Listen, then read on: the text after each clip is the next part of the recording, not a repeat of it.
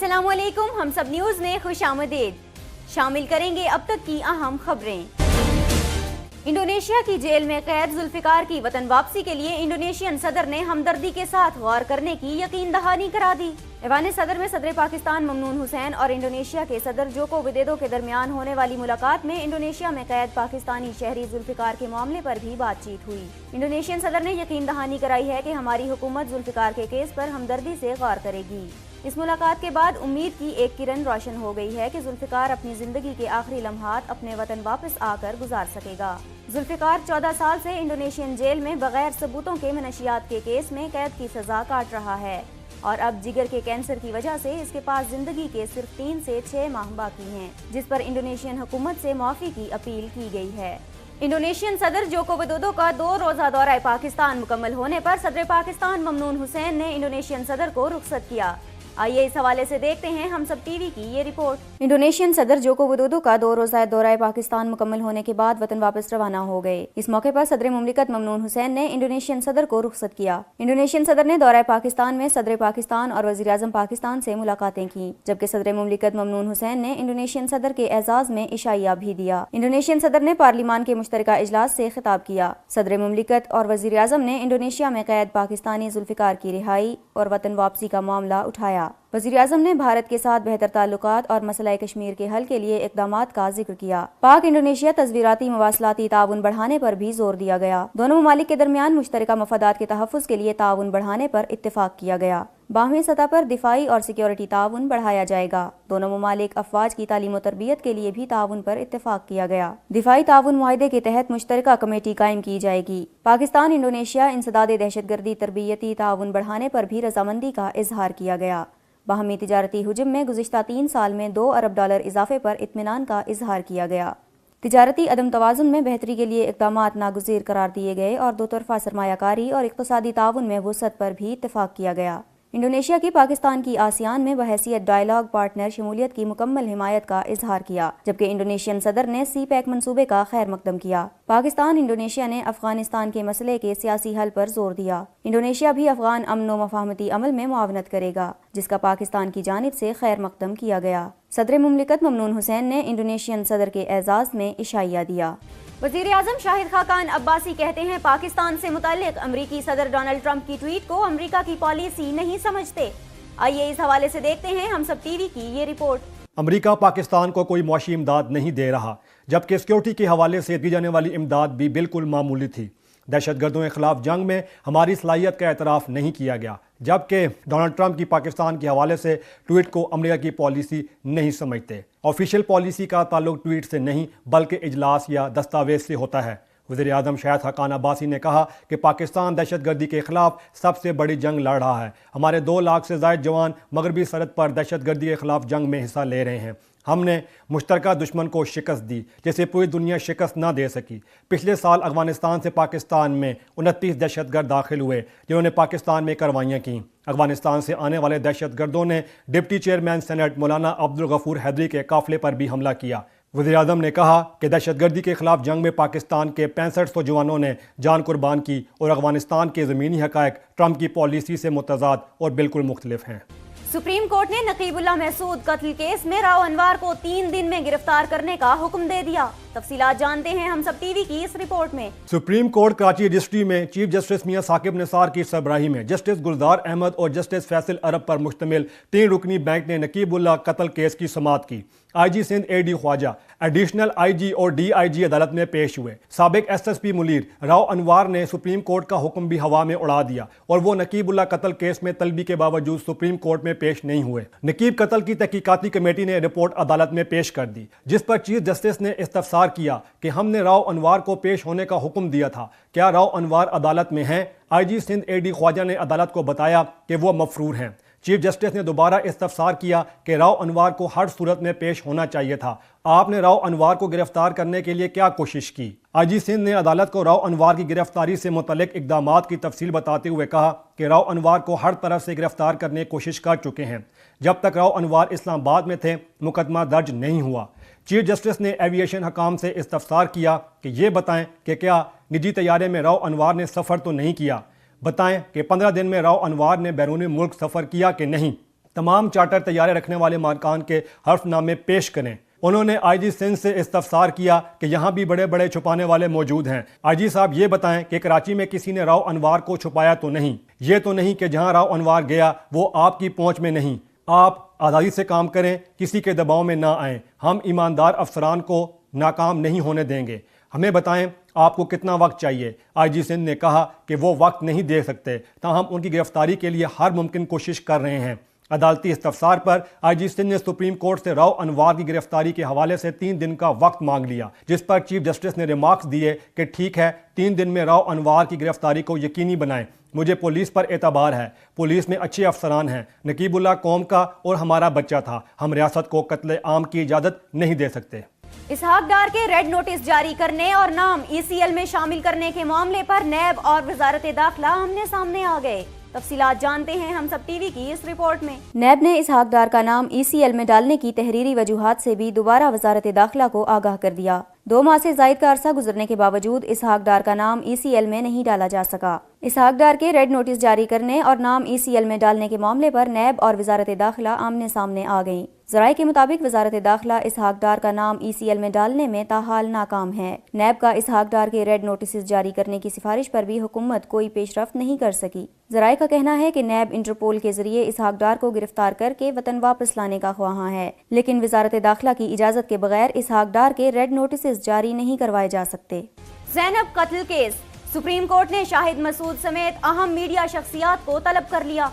TV anchor Shahid Masood ने ज़ैनब कत्ल के मुल्जिम इमरान अली के 37 बैंक अकाउंट्स का दावा किया, ताहम स्टेट बैंक ने इनके इस दावे की तरदीद कर दी है। सुप्रीम कोर्ट लाहौर रजिस्ट्री में कल ज़ैनब कत्ल अज खुद नोटिस केस की समाअत होगी, जिसके लिए शाहिद मसूद और अहम मीडिया शख्सियात को तलब कर लिया गया है। आज सुप्रीम कोर्ट कराची रजिस्ट्री में मुख्तलिफ केसेस की समाअत हुई। इस मौके पर सीनियर सहाफ़ी मजहर अब्बास भी अदालत में मौजूद थे। चीफ जस्टिस मियां साकिब निसार ने कहा कि शाहिद मसूद के मामले पर हम तमाम सहाफ़ी तंजीमों को नोटिस जारी कर रहे हैं। मजहर साहब बताएं कि किस किस को नोटिस करें। इंसाफ करना अदलिया का नहीं, आप लोगों का भी काम है। मजहर अब्बास ने जवाब दिया कि बदकिस्मती से सहाफ़ती कवानीन पर अमल नहीं किया जा रहा। शाहिद मसूद का दावा इनफरादी मामला है। चीफ जस्टिस ने कहा कि मजहर साहब, इंसाफ करना सिर्फ अदलिया की जिम्मेदारी नहीं, अब जिम्मेदारी मीडिया पर भी आयद होगी। मजहर साहब, हम नोटिस जारी कर रहे हैं, मीडिया को अपना किरदार अदा करना होगा। मजहर अब्बास ने कहा कि आप पाकिस्तान यूनियन ऑफ जर्नलिस्ट को नोटिस जारी कर दें। चीफ जस्टिस ने कहा कि हम सबको नोटिस जारी करेंगे, जो बड़े हैं वो कल लाहौर आ जाएं। बाद अज़ां सुप्रीम कोर्ट ने ज़ैनब कत्ल केस में लाहौर रजिस्ट्री में पेशी के लिए मीडिया पर्सन को नोटिस जारी कर दिए, जिनमें शाहिद मसूद, हमीद हारून, मीर शकीलुर रहमान, फहद हुसैन, IA रहमान, कामरान खान, मुजीबुर रहमान शामी, काशिफ अब्बासी, हामिद मीर, मियां आमिर महमूद, मिस रमीजा, सरमद अली और जिया शाहिद शामिल हैं। नोटिस के मुताबिक इन मीडिया पर्सन्स को कल सुबह 10 बजे सुप्रीम कोर्ट लाहौर रजिस्ट्री में तलब किया गया है, जहां ज़ैनब कत्ल केस की समाअत होगी। चीफ जस्टिस ने DG फॉरेंसिक लेबॉर्ट्रीज और IG पंजाब को भी तलबी का नोटिस जारी कर दिया है। IG सिंध कहते हैं राव अनवार के लिए बेहतर है कि वो अदालत का सामना करे और कानूनी तरीक़ाकार अपनाए। सुप्रीम कोर्ट कराची रजिस्ट्री में नकीबुल्ला कत्ल केस की समाअत के बाद मीडिया से गुफ्तगू करते हुए IG सिंध ने कहा कि सुप्रीम कोर्ट ने राव अनवार की गिरफ्तारी के लिए 3 दिन दिए हैं और हम इस हुक्म पर अमल करते हुए राव अनवार को गिरफ्तार करके पेश करेंगे। उन्होंने कहा कि अगर मुझे पता होता कि राव अनवार कहाँ हैं तो फौरी तौर पर वहाँ से पकड़ लेता। IG सिंध ने कहा कि सुप्रीम कोर्ट ने निजी तैयारा ऑपरेटर से और वजारत दाखिला से हलफनामा तलब कर लिया है। राव अनवार के लिए बेहतर है कि वो अदालत का सामना करे और कानूनी तरीक़ाकार को अपनाए। सुप्रीम कोर्ट ने नकीबुल्ला महसूद कत्ल केस में राव अनवार को 3 रोज में गिरफ्तार करने का हुक्म दे दिया है। वज़ीर आला पंजाब शहबाज शरीफ के ज़ेर सदारत काबीना कमेटी बराए अमन व अमान का इजलास।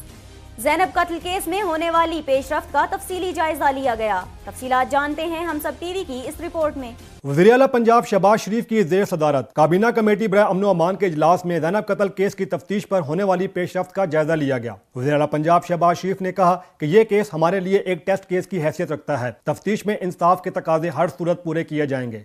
किसी को शफाफ और बेलाग तहकीकात पर असर अंदाज होने की हरगिज इजाज़त नहीं दी जाएगी। मासूम बच्ची के कत्ल केस की तफ्तीश के दौरान हक़ाइक़ को मस्क करना मुल्क को नुकसान पहुँचाने की कोशिश है। उबहम पैदा करने की कोशिश करके पाकिस्तान की साख को नुकसान पहुँचाया गया। गलत बयानी और बेबुनियाद दस्तावेजात के जरिए हिजान और उबहम पैदा करना कौमी तकाज़ों के खिलाफ है। पंजाब हुकूमत ने इंसाफ के मुनाफी कोई काम किया है, ना आइंदा किसी को करने दिया जाएगा। कोई भी उबहम पैदा करने की कोशिश करने वालों के अज़ाइम कौम के सामने आश्कार हो चुके हैं।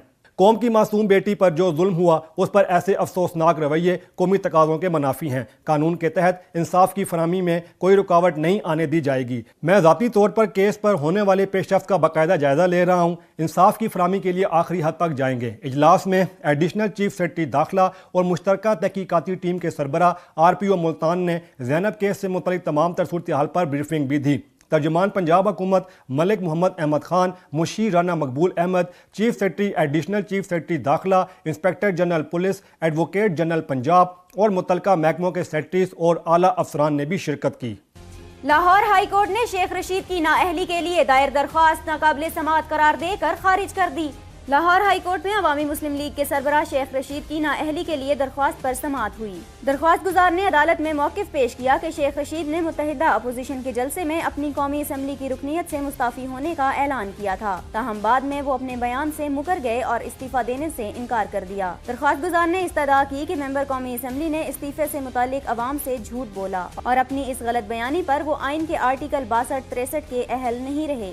عدالت شیخ رشید کو قومی اسمبلی کی نشست سے نااہل قرار دے۔ عدالت نے شیخ رشید کی نااہلی کی درخواست کو ناقابل سماعت قرار دیتے ہوئے درخواست خارج کر دی۔ پنجاب یونیورسٹی تصادم 32 طلباء کو جامعہ کی جانب سے شو کاز نوٹس جاری کر دیا گیا۔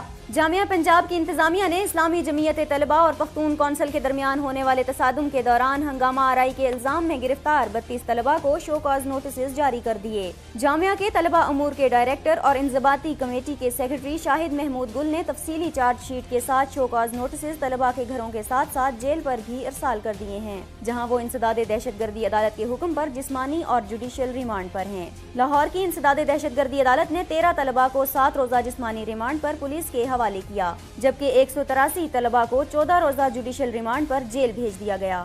جامعہ پنجاب میں ہنگامہ آرائی کے الزامات میں گرفتار ہونے والے تمام 196 طلباء کا تعلق جامعہ پنجاب سے نہیں ہے۔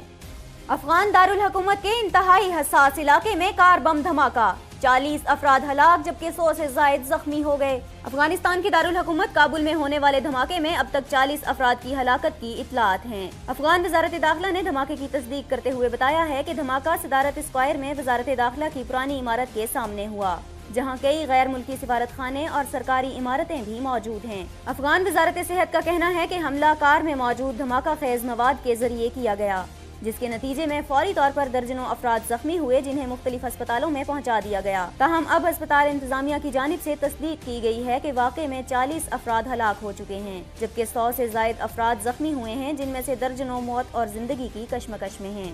عالمی اقتصادی فورم کے شرکاء نے امریکی صدر ڈونلڈ ٹرمپ کو غلیظ، مطلبی اور شیطان کے القابات سے نواز ڈالا۔ امریکہ کے صدر ڈونلڈ ٹرمپ عالمی اقتصادی فورم میں شرکت کے لیے ڈیوس پہنچے، جہاں انہوں نے فقط 15 منٹ کا خطاب کیا اور میڈیا پر تنقید کے جواب میں عالمی کاروباری شخصیات نے انہیں خوب طنزیہ القابات سے نوازا۔ ڈونلڈ ٹرمپ نے کہا کہ وہ تمام ممالک کو تجارت اور سلامتی کے امور میں امریکی تعاون اور دوستی کی یقین دہانی کراتے ہیں، جبکہ سب سے پہلے امریکہ کا مطلب تنہا امریکہ نہیں سمجھا جائے۔ ڈونلڈ ٹرمپ بطور صدر عالمی اقتصادی فورم میں پہلی مرتبہ شریک ہوئے۔ سعودی عرب میں کرپشن کے الزامات میں گرفتار زیادہ تر شہزادوں اور امراء کو سمجھوتوں کے بعد رہا کیا گیا ہے۔ سعودی حکومت نے گزشتہ برس انسداد بدعنوانی کی مہم میں گرفتار کیے گئے 200 سے زائد شہزادوں، امراء اور اعلیٰ حکام کو گرفتار کیا تھا۔ ان تمام افراد کو دارالحکومت ریاض کے مشہور کورلٹن ہوٹل میں قید کیا گیا تھا اور اس وقت یہ ہوٹل عام افراد کے لیے بند کر دیا گیا تھا۔ گرفتار کیے گئے بیشتر شہزادوں اور امراء کو رہا کر دیا گیا ہے۔ ان کی رہائی حکومت سے سمجھوتوں کے تحت عمل میں آئی ہے، تاہم ان سمجھوتوں کی تفصیلات سامنے نہیں آئیں۔ دوسری جانب ہوٹل کو بھی 14 فروری یعنی ویلنٹائن ڈے کے دن عوام کے لیے کھول دیا جائے گا۔ سعودی حکام کے مطابق بدعنوانی کے الزام میں گرفتار شہزادوں اور امراء کے ساتھ مالی سمجھوتوں سے سرکاری خزانے میں کم از کم 100 ارب ڈالرز آئیں گے۔ جن افراد کے ساتھ سمجھوتا نہیں ہو سکا وہ جیل منتقل کر دیے جائیں گے۔ شہزادہ الولید بن طلال بھی ان لوگوں میں شامل ہیں جن کے ساتھ سمجھوتا نہیں ہو سکا، کیونکہ ان سے سمجھوتے کے لیے جو رقم مانگی جا رہی ہے وہ اس پر آمادہ نہیں ہو رہے۔ برطانوی دارالحکومت میں بھارتی ہائی کمیشن کے باہر مقبوضہ کشمیر اور خالصتان کی آزادی کے لیے احتجاجی مظاہرے پر بھارتی شرپسندوں نے دھاوا بول دیا۔ برطانوی دارالامراء کے رکن لارڈ نذیر کی قیادت میں لندن میں بھارتی ہائی کمیشن کے باہر احتجاجی مظاہرہ ہوا اور یوم سیاہ منایا گیا، جس میں سینکڑوں کشمیریوں اور سکھوں نے شرکت کی۔ مظاہرین نے مقبوضہ کشمیر اور مشرقی پنجاب میں بھارتی مظالم کی مذمت کی اور کشمیر کی آزادی کے حق میں نعرے بھی لگائے۔ اس مظاہرے کا اہتمام بھارتی یوم جمہوریہ کے موقع پر کیا گیا تھا۔ اس موقع پر بھارتی شرپسند بھی جمع ہو گئے جنہوں نے ہاتھوں میں بھارت کے قومی پرچم اٹھا رکھے تھے۔ انہوں نے کشمیری مظاہرین پر دھاوا بول دیا جس کے نتیجے میں دونوں فریقین کے درمیان ہاتھا پائی اور تلخ کلامی ہوئی۔ تاہم پولیس نے فوری طور پر موقع پر پہنچ کر صورتحال کو کنٹرول کر لیا۔ دونوں طرف سے ایک دوسرے کے خلاف شدید نعرے بازی کی گئی۔ امریکی سینٹ میں پاکستان کی امداد مکمل طور پر بند کرنے کے لیے بل پیش کر دیا گیا۔ امریکی سینیٹر رینڈ پال نے مجوزہ قانون سازی متعارف کرائی ہے جس کا مقصد وفاقی حکومت کو پاکستان کی $2 ارب کی امداد روکنے کے ساتھ ساتھ مستقل طور پر اسلام آباد کی امداد کی بندش ہے۔ امریکی سینیٹر کی جانب سے پیش کردہ اس بل کی مدد سے امریکہ کے اسٹیٹ ڈپارٹمنٹ میں $1 ارب 28 کروڑ اور امریکہ کی اسٹیٹ ایجنسی برائے بین الاقوامی ترقیاتی فنڈز کے $85 کروڑ 20 لاکھ امداد کے اعلان کو بھی روک دیا جائے گا۔ ساؤتھ کیرولائنا سے تعلق رکھنے والے ریپبلکن کے کانگریس ممبر مارک سانفورڈ اور ہوائی سے تعلق رکھنے والے ڈیموکریٹ کے ممبر تلسی گبرڈ مشترکہ طور پر امریکہ کے ہاؤس آف ریپرزینٹیٹیو میں قانون سازی متعارف کروائیں گے۔ PSL 2 میں اسپاٹ فکسنگ کیس نے PCB کو چوکنا کر دیا۔ تیسرے ایڈیشن میں کھلاڑیوں پر کڑی نظر رکھی جائے گی۔ پاکستان سپر لیگ 1 کے دوران کوئی ناخوشگوار واقعہ سامنے نہیں آیا۔ دوسرے ایڈیشن کے آغاز پر اسپاٹ فکسنگ اسکینڈل نے طوفان برپا کر دیا۔ اسی کیس میں شرجیل خان کو 2.5 سال معطل سمیت 5 برس اور خالد لطیف کو 5 سال پابندی کی سزا سنائی جا چکی ہے۔ بکی سے رابطے کی اطلاع نہ کرنے کی پاداش میں محمد عرفان 6 ماہ تک معطل رہے۔ سہولت کاری کے ملزم ناصر جمشید کو تحقیقات میں تعاون نہ کرنے پر ابھی 1 سال کے لیے معطل کیا گیا، جبکہ شاہزیب حسن کا کیس چل رہا ہے۔ 22 فروری کو UAE میں شروع ہونے والے تیسرے ایڈیشن کے 2 پلے آف میچز لاہور جبکہ فائنل کراچی میں کھیلا جانا ہے۔ ماضی کے تلخ تجربے پر چوکنا PCB نے اس بار کرکٹرز کی نگرانی کا عمل مزید سخت کرنے کا فیصلہ کیا ہے۔ اس مقصد کے لیے 2 انٹیگریٹی آفیسرز تعینات کیے جائیں گے جبکہ عارضی تعیناتی کے لیے موزوں آفیسرز کی تلاش شروع کر دی گئی ہے۔ اور اب بات کریں گے موسم کی۔ محکمہ موسمیات کے مطابق آئندہ 24 گھنٹے کے دوران ملک کے بیشتر حصوں میں موسم سرد اور خشک رہے گا، جبکہ شام اور صبح کے اوقات میں دھند غالب رہنے کا بھی امکان ہے۔ ہم سب نیوز سے اب تک کے لیے اتنا ہی۔ مزید خبروں اور اپڈیٹس کے لیے وزٹ کیجیے humsab.tv۔